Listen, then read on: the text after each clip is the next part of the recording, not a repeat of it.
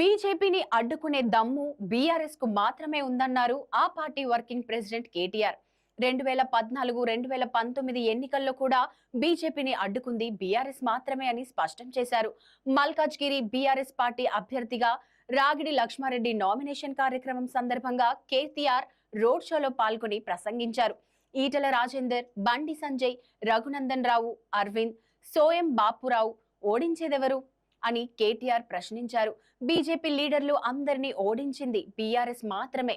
బీజేపీని ఓడించే దమ్ము లేకనే రాహుల్ గాంధీ కేరళ నుంచి పోటీ చేస్తున్నాడు. బీజేపీని ఓడించే దమ్ము లేని కాంగ్రెస్ ను నమ్మి ఓటును వృధా చేయొద్దు. కొందరు బీజేపీ బీఆర్ఎస్ ఒక్కటి అని ప్రచారం చేస్తున్నారు. నిజంగా బీజేపీ బీఆర్ఎస్ ఒక్కటైతే కేసీఆర్ కూతురు జైల్లో ఉండేదా?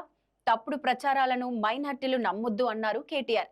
కేసీఆర్ అంటే 10 ఏళ్ల అభివృద్ధి, రేవంత్ రెడ్డి అంటే 100 రోజుల అబద్ధం అన్నారు కేటీఆర్. మరోసారి కాంగ్రెస్ కు ఓటేస్తే మొత్తం పథకాలను రేవంత్ రెడ్డి బంద్ పెడతాడు. ఏమి చేయకపోయినా సరే ఓట్లు వేశారంటూ అన్ని పథకాలను ఆపేస్తాడు. కాంగ్రెస్ చెప్పిన అన్ని పథకాలు అమలు కావాలంటే బీఆర్ఎస్ ను గెలిపించాలి. మల్కాజ్గిరి పార్లమెంట్ నియోజకవర్గంలో వలస పక్షులకు ఓటు వేస్తే గెలిచిన తర్వాత మీకు కనబడరు.